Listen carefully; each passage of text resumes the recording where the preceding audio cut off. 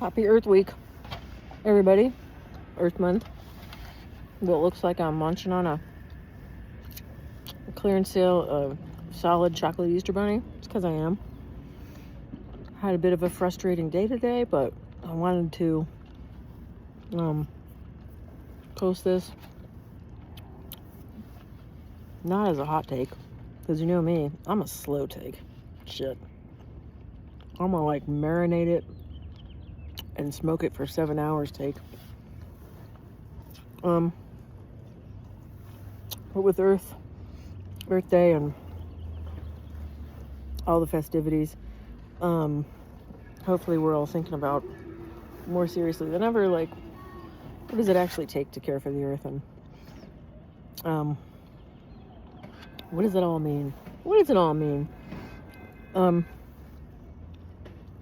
What I've been thinking lately and you know, it's no coincidence that the divine feminine is rising along with environmental awareness, and women in general are just not putting up with, oh my God, damn near anything. But anyway, and one of the responses to the NEM online being their usual selves, and maybe some of them are bots, true, responding to this like, yeah, but it wasn't 62 million men, it was 62 million views. So now I'm encouraged to see women are posting the names and last known locations of their rapists or assaulters online, you know, all over social media and wherever they can. And I think that is fucking fabulous. And if the dude bros want to ask, well, why didn't you do that before?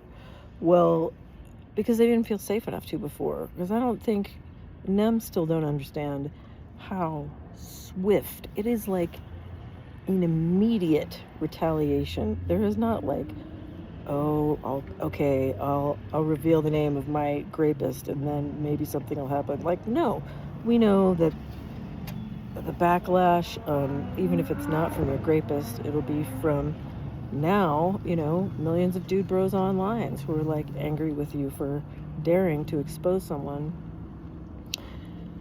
And lots of shaming from other women, definitely too, who have internalized misogyny and all that stuff.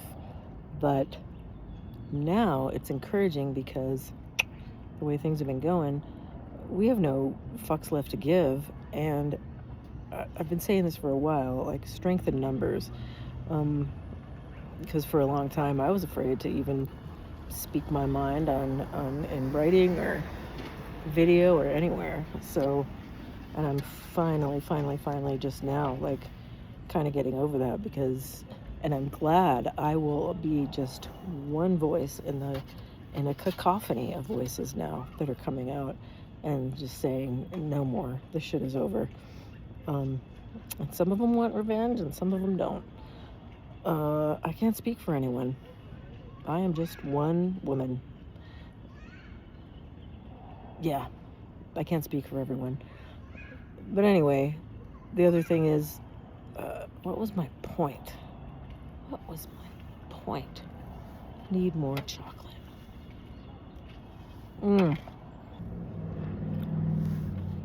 So that's definitely the sign of a change. And I think it goes against the patriarchal, masculine, linear way of thinking, which is just that, well, if bad shit's happening now, then bad shit will happen later. It's just an extrapolation. Like most of their future predictions, unfortunately, are just an extrapolation of what's happening right now. There's no imagination or other kinds of thought processes going on. So if you ask me, that's not much of a thought process at all. But once you allow other ways of knowing into your brain thingy, it opens up a whole lot of other possibilities. And remember, narcissism is the operating system of the patriarchy, or the blurg, whatever you want to call it. So they only want you to think. There's one way of thinking.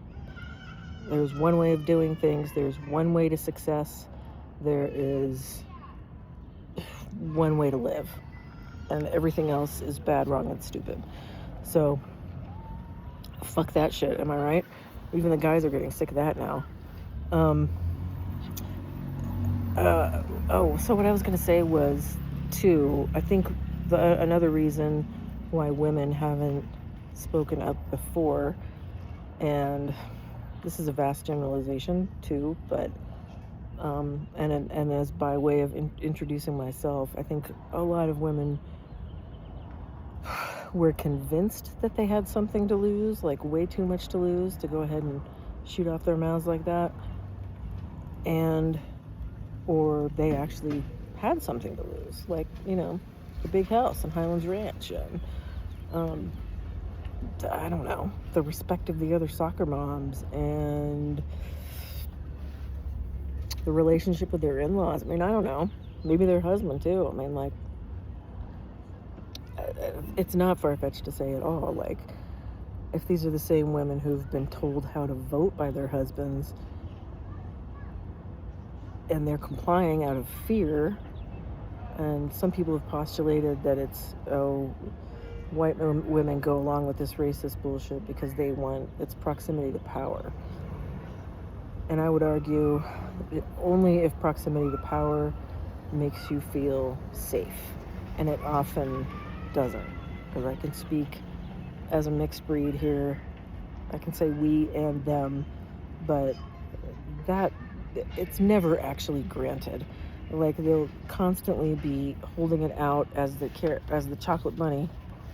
They're like, oh, here, come on, if you're next to me, if you do everything I say, then you'll get some power. Come on now, come on. And you follow that chocolate bunny, you'll follow it right off a cliff.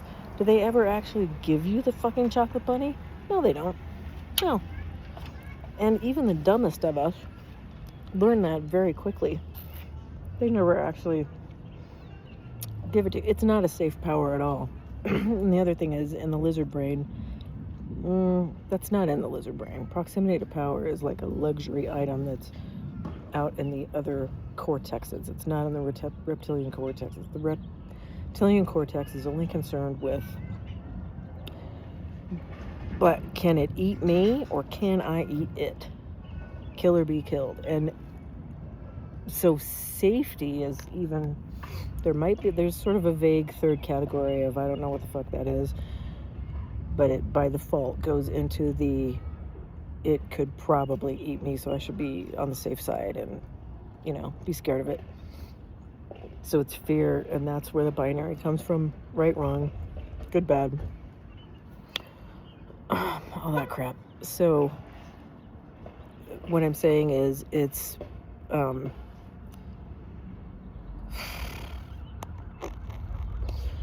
white women are going along with this racist and other classist bullshit not because of proximity to power. It's just straight up fear, and it is the fear of it, which is expressed in a lot of subtle ways. The threats are expressed in a lot of subtle ways and not so subtle ways. A lot of men just come right out and say it, like, if you do that, I'm gonna leave you with nothing and take the kids, and you're gonna be fucked. But as I found out in my own narcissistic abusive marriage, to a narcissistic abuser, that was the constant threat. He knew that I wanted a home more than anything, and just weaponized it against me every chance he could get. And so it was, he didn't have the actual balls to say out loud, like, if you do that, I'm going to take our kid and leave you high and dry. But that was the implication all the time. More on that later. And so by way of introduction, I'm just trying to say, yeah, it's high time I started doing this, because I have nothing to lose. Like, I'm couch surfing and staying with friends, but on their good graces, and doing what I can to contribute. But I'm recovering from a disabling head injury, and what else? plus all the emotional trauma and financial trauma.